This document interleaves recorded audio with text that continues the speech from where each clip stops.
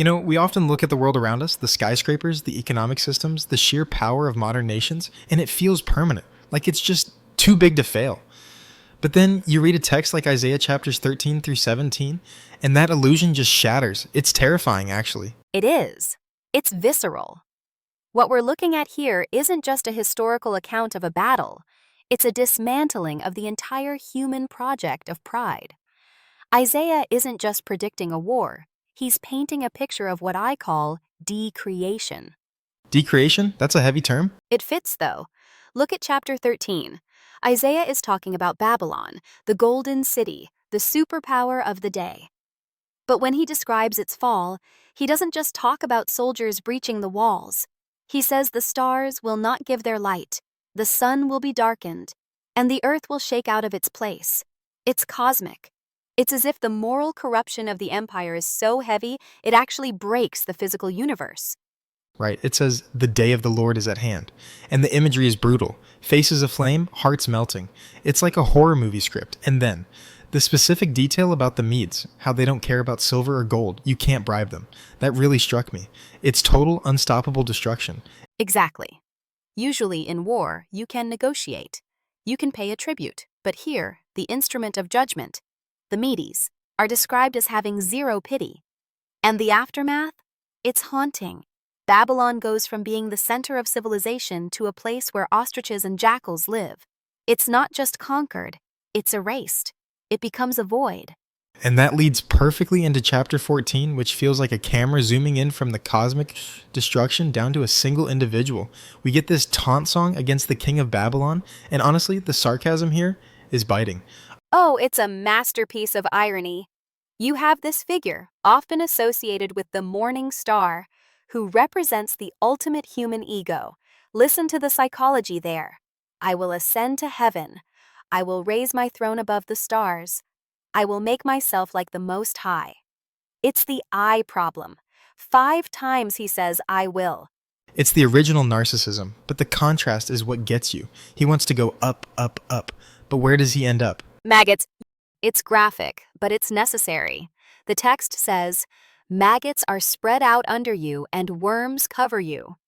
He wanted to be a god, but he ends up as a trampled corpse, not even granted a proper burial. It's a reminder that no matter how much political or economic power a leader accumulates, mortality is the great equalizer. Sheol, the grave, is actually personified as waking up to greet him, mocking him. Have you also become weak as we are? It's a chilling reality check, but the text doesn't stop with the big bad empire of Babylon. As we move into chapters 15 and 16, the focus shifts to Moab, and the tone changes, doesn't it? It feels less angry and more tragic. That's a great observation. With Babylon, there's a sense of justice being served against arrogance. With Moab, Isaiah actually says, my heart cries out for Moab. We see refugees fleeing, weeping at the high places, carrying whatever possessions they can save. It's a humanitarian crisis. That part felt very modern to me. People fleeing to the borders, trying to find a hiding place from the destroyer. It mentions the fords of the Arnon and asking for shelter. It's the collateral damage of judgment. Precisely. And the tragedy of Moab is that their security was in their geography and their economy, their vineyards, their summer fruits. And suddenly, the harvest is gone. The joy is taken from the fields. It shows that when judgment comes, it's not just the palaces that fall.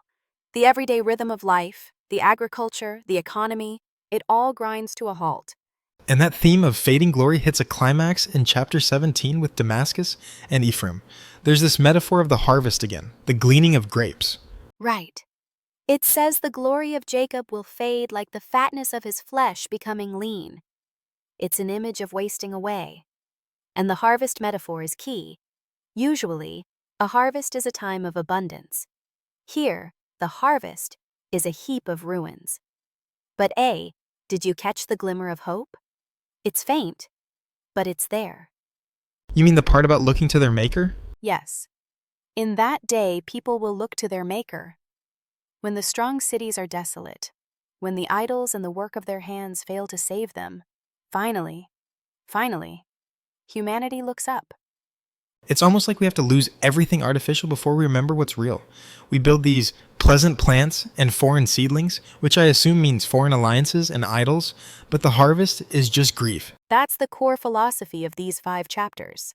Whether it's the military might of Babylon, the pride of the king, the geography of Moab, or the fortified cities of Damascus, it's all temporary.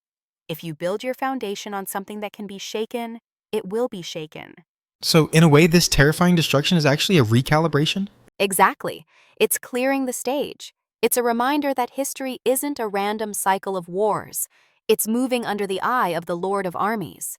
It forces the listener to ask, what am I building?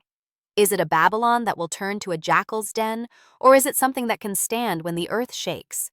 That is the question. It leaves you feeling small, but maybe that's exactly where we need to be. A heavy text, but a necessary one. Thanks for breaking it down with me.